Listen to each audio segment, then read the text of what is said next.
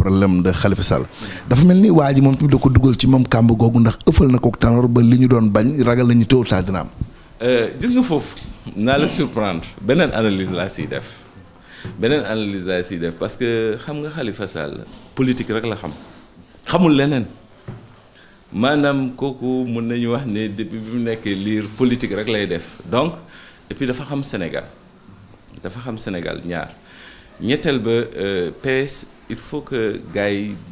di leen analyser en profondeur pas en surface. Moi je suis pas convaincu que Khalifa Sall ak Tanor Dieng dañu am contradiction de fond man je ne suis pas du tout convaincu de ça boo xoolee sax ni actes yi ñuy posé peut-être il se peut qu'ils soient des alliés objectifs dans la reconquête du pouvoir Khalifa musuma ko dégg mu attaqué Tanor musoo ko dégg mu attaqué Khalifa c'est les lieutenants qui parlent et quelque part qu'est-ce qu'il signifie qu'est-ce qu'il représente muy benn ñaareel ba par exemple Khalifa mun na sonal Macky Sall et Macky Sall le sait très bien parce que il a le background nécessaire et l'expérience d'un homme d'État et aujourd'hui par exemple le problème de Khalifa peut-être maîtriser na Dakar mais maîtriser gul ni Pikine ni Guédiawaye ak Sénégal ba ca des maintenant est-ce que day def jonction avec les autres qui ont des bases assez fortes comme par exemple Abdoulaye Baldé à Ziguinchor Idrissa Seck peut-être Thiès ñooñu bu ñu defee jonction qu'est-ce qu'ils peuvent représenter peut-être lors des élections législatives mun nañu représenter dara au niveau du Parlement mais boo boolee yooyu def ko addition ak aussi le choc des ambitions entre ces différents leaders là ça joue toujours en faveur de Macky Sall muy benn ñaareel ba par exemple boo approfondir toujours la démarche ñoom nu Khalifa nu muy fonctionner moi je pense que tey bu fekkee par exemple un Idrissa Seck un Baldé et cetera mun nañ def des renonciations fortes peut-être Khalifa mun na émerger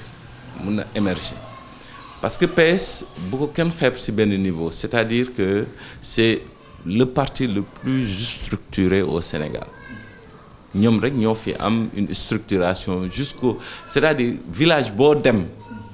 peut-être màgget nañu léegi mais toujours di nga fa fekk benn pas boo xam ne moom PS la mu tooy mu wow mu taw mu bañ a taw PS lay tooy et que représentation PS la fay représenter muy ñaar moo tax Macky Sall pour man boo defee l'analyse politique tu te rends compte que il a bien compris cela moo tax il a toujours cherché à affaiblir Khalifa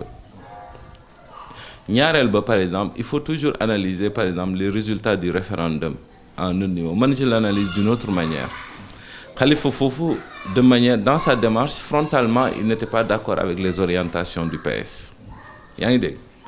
mais bi mu d'accordul avec les orientations du PS qu'est-ce qui s'est passé le référendum ils ont été battus ce qui veut dire que Khalifa même bu gagné Dakar quelque part il s'est adossé sur les leviers du Parti socialiste à la base Khalifa moom kenn je ne pense pas que mun na dem de manière totale yaa ngi dégg ñetteel ba maintenant boo xoolee en termes de perspective d'avenir il faut que gars yi dem ci niveau wu renonciation bon c'est vrai Sénégal am nañ chance du ñu Gabon du ñu Togo amul fii question au premier tour waa ji jàll mais foofu ce sera un combat extrêmement épique il faut que Khalifa bu fekkee dafa bëgg a am un destin national par exemple mu commencer détacher wu de sa base de Dakar commencer dem à la conquête du pays réel c'est-à-dire où il y a les fiefs etc et aussi il faut pas négliger par exemple les moyens de l'État les moyens du moins de l'APR excuse-moi et également les leaders qu'ils ont parce qu'ils ont plus ou moins des leaders charismatiques qui peuvent s'imposer dans un certain nombre de localités donc moo tax man ma ne la je ne crois pas fondamentalement à une contradiction de fond entre Khalifa ak Tanor mais peut-être c'est des contradictions factuelles du moment de forme yoo xam ne ñoom dans l'intérêt du PS parce que tous c'est des hommes d'État dans l'intérêt du PS par exemple mën nañ fi surprendre nit yi jël yeneen position donc pour man affaire boobu il faut que ñu def ci ndànk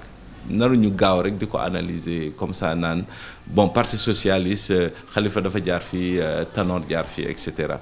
gars yi fu ñuy dajee généralement yow doo ko yëg duñ ko yëg waaw peut-être guddi yi dafa bëri te dafa lëndëm waaw. merci beaucoup.